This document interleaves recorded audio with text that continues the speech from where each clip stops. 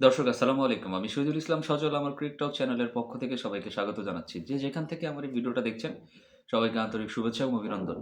বাংলাদেশ এক কথায় বলব ভাই বাংলাদেশ মারা খাওয়ায় ফার্স্ট। মারা, মারা কিভাবে খাইতে হয় একদম আ সেটা বাংলাদেশের চাইতে ভালো কেউ জানে না। দেখেন বাংলাদেশের প্রেসিডেন্ট আমিনুল ইসলাম বুলবুল তিনি গিয়ে নাকি পাকিস্তানকে রাজি করান ভারতের এগেইনস্টে ম্যাচ খেলার জন্য ২০২৬ টি-20 ওয়ার্ল্ড কাপে। কতটা অথর্ব আর অশিক্ষিত মূর্খর মতো কাজ করতে পারে তিনি কেন গেছেন? এখানে কি বাংলাদেশের কোনো ফায়দা হইছে? আশ্চর্য! মানুষকে চোখে ধুলা দেওয়া হইতেছে। বাংলাদেশের অনেক, অনেক ফায়দা হয়ে গেছে। বাংলাদেশে হ্যান হইছে, ত্যান হইছে, বাল হইছে মিয়া। বাল হইছে বাংলাদেশের। বাংলাদেশ একটা টি-20 ওয়ার্ল্ড কাপ খেলতে পারে নাই। যেখানটাতে আমরা বাংলাদেশের খেলা দেখতে পারতাছি না। বাংলাদেশের কোনো কিছু গেইন করতে পারতাছি না। যেখানে বাংলাদেশের মানুষ আমরা বসে থাকি মিয়া একটা বৈশ্বিক টুর্নামেন্ট দেখার জন্য, একটা ইন্টারন্যাশনাল টুর্নামেন্ট দেখার জন্য যেখানে বাংলাদেশ খেলবে।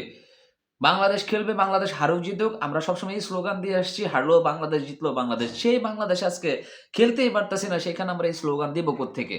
সেখানে আপনারা আমাদেরকে বোকা পাইছেন। আমরা কি বোকা? পাকিস্তান যা বলবে তাই হয়ে যাবে। পাকিস্তান মানুষরে বোঝাইতেছে মানে বাংলাদেশের জন্য তারা আইসিসির কাছে বিশাল বড় ইয়া করতেছে। ভাই সত্যি কথা বলি মাথায় মিলায় নিয়েন। পাকিস্তান বাংলাদেশের মাইরা দিতেছে। নিচে মেরে দিচ্ছে বাংলাদেশকে। আপনি বিশ্বাস করেন না আমার কথা? দেখেন যে ৩ টা শর্ত হইছে, সেই ৩ টা শর্তে কি হইছে? সেই ৩ টা শর্তে এটা আসছে যে বাংলাদেশের রেভিনিউ বাড়াইতে হবে। আইসিসি থেকে বাংলাদেশ যে পরিমাণ টাকা আগে পেয়ে আসছে, ভবিষ্যতে তার চাইতে বেশি পরিমাণ টাকা অর্থ তাদেরকে বাড়ায় দিতে হবে। সেকেন্ডলি বলা হইছে যে বাংলাদেশের প্লেয়াররা অংশগ্রহণ করলে যে ফিটা পাইতো, সেই ফি পুরোপুরি দেওয়া না সম্ভব হইলেও কিছু অংশ এই দেশের প্লেয়ারদেরকে মানে ফি বাবদ দিতে হবে, অংশগ্রহণ ফি দিতে হবে বাংলাদেশকে। আর থার্ডলি এটা বলা হইছে যে আপনার আ যেকোনো একটা টুর্নামেন্ট আয়োজন করতে হবে আইসিসির। এখন কি টুর্নামেন্ট আয়োজন করবে? ২০৩০-৩১ সাল পর্যন্ত তো সব ফিক্সড হয়েই আছে। কোন দেশে কোন টুর্নামেন্ট আয়োজিত হবে। টি-20 ওয়ার্ল্ড কাপ কোন দেশে হবে, ওয়ার্ল্ড কাপ কোন দেশে হবে, এগুলো তো সব ফিক্সড হয়ে আছে না? এখন ৩১ সালের মধ্যে কি বাংলাদেশে যেকোনো একটা বললেই মুখে ডাল ভাত তুলে দেওয়া সম্ভব? হ্যাঁ, শুরু দেওয়া হয়তো সম্ভব। অনূর্ধ্ব-১৯ আয়োজন করতে পারে, নারী বিশ্বকাপ ক্রিকেট আয়োজন করতে পারে কিংবা আ আপনার হ্যাঁ, নারী অনূর্ধ্ব বিশ্বকাপ আয়োজন করতে পারে। এগুলো হইতে পারে। কিন্তু এগুলা কি আসলে মূলত অর্থে আইসিসির ইভেন্টই তো। আইসিসির ইভেন্ট না। বাট বড় যে ধরনের আবেদন করা হয়েছে সেগুলা কি পাবে বাংলাদেশ? পাবে না। সো কথার মধ্যে কথা হইলো এই ৩ ওটার একটাও কিন্তু পাকিস্তানের প্রেশারের পরে বাংলাদেশকে দেওয়া হয় নাই। বাংলাদেশ কোনো না কোনো সময় আল্টিমেটলি এমনিতেই পাইতো। তাছাড়া বিশ্ব ক্রিকেটে বাংলাদেশের ডেভেলপমেন্টটাই সবার চোখে পড়তেছে। বাংলাদেশ তো আর কোথাও একদম লুটায়-পুটায় শেষ হয়ে যাইতেছে না। বাংলাদেশ নাম মানেই একটা আবেগ। ক্রিকেটের সাথে জড়িত একটা আবেগ। এই যে ক্রিকেটের এই একটা বছর যে বাংলাদেশ বিশ্বকাপ খেলতে পারল না, আপনার কি মনে হয় আইসিসি বাংলাদেশকে পেনাল্টি ম্যাডাম দিয়ে দিত? আমার তো সেটা মনে হয় না। যদি পেনাল্টি ম্যাডাম বাংলাদেশকে দিয়েই দিত তাহলে ক্রিকেটেরই ক্ষতি হইতো। ক্রিকেটেরই ক্ষতি হইতো। আমি জানি যে বাংলাদেশ ঠিক আছে বিশ্বকাপে অংশগ্রহণ করে নাই। তার জন্য আবার আইসিসিকে চাপ দেওয়ার জন্য পাকিস্তানের সহায়তা লাগবে। না ভাই পাকিস্তানের সহায়তা লাগতো না। পরের ওয়ার্ল্ড কাপ খেলতে হইলে বাংলাদেশকে বাছাই পর্ব খেলতে হইতে পারত। কিন্তু আমরা খেলেই না হয় সেটা খেলতাম। কিন্তু এখন দেখা যাইতেছে যে পাকিস্তান এটা বুঝাইতেছে যে বাংলাদেশকে পাকিস্তান অনেকভাবে সহায়তা করছে। এখন যায় কেন আমিনুল ইসলামকে লাগে? যেই আমিনুল ইসলাম বুলবুল একজন অথর্ব বোর্ড প্রেসিডেন্ট যিনি কিনা বাংলাদেশের বিশ্বকাপ খেলা নিশ্চিত করতে পারলেন না। সেই আমিনুল ইসলাম বুলবুল গেছে পাকিস্তান আর ভারতের মধ্যে মিটমাট করানোর জন্য? না রে ভাই, না। পাকিস্তান এমনিও খেলতো, পাকিস্তান অমনিও খেলতো। শুধুমাত্র আমিনুল ইসলাম বুলবুলরে ডাইকা নিয়ে গেছে তারে বোঝানোর জন্য যে, "ভাই আমরা আপনার জন্য অনেক কিছু করছি আপনাদের জন্য। এখন না খেললে তো এই ব্লা, ব্লা, ব্লা, ব্লা সমস্যা হয়ে যাচ্ছে।" আমিনুল ইসলাম তখন কি বলবে? ওই যে গাধার মতো তিনি বইসা থাকলেন এভাবে। এইভাবে তিনি বইসা থাকলেন, এইভাবে বইসা থাইকা তিনি একটা ফয়সালা দিয়ে দিলেন, একটা সমাধান দিয়ে দিলেন।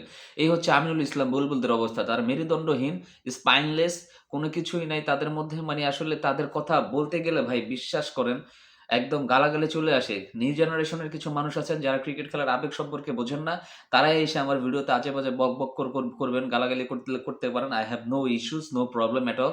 বাট কথা হচ্ছে আপনারা যারা ক্রিকেট না বোঝেন তারা এট লিস্ট ক্রিকেট নিয়ে কথা বলতে আইসেন না।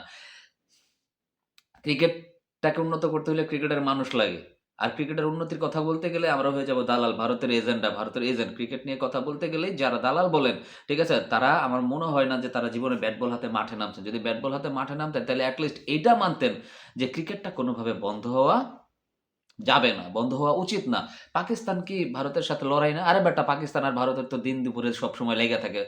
বর্ডারে, বর্ডারে লেগেই থাকে। পাকিস্তান পারলে ভারতের কামড় দেয়, ভারত পারলে পাকিস্তানের এক কামড় দেয়। কিন্তু কই? কই? সেই শুনিয়া কি পাকিস্তান ক্রিকেট খেলা বন্ধ করে দিছে? বা ওখানে যাওয়া কি বন্ধ করছে? বাংলাদেশেরটা তো ঠিকই বন্ধ করা নিশ্চিত করছে পাকিস্তান। যাতে বাংলাদেশে বুম মারা খেয়ে যায়।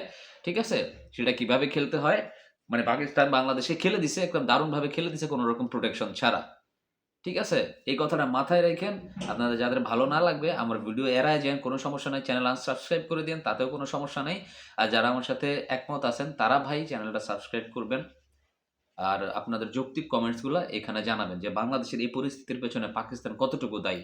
আমি নিঃসন্দেহে বলতে পারি পাকিস্তান যদি ওই সময় এখন বাংলাদেশকে বোঝাইতো যে ভাই ঠিক আছে আপনারা বিশ্বকাপে জয়েন করেন, আলবৎ বাংলাদেশ জয়েন করতো, আলবৎ বাংলাদেশ জয়েন করতো, বাংলাদেশ খেলতো। কিন্তু পাকিস্তান কি করছে?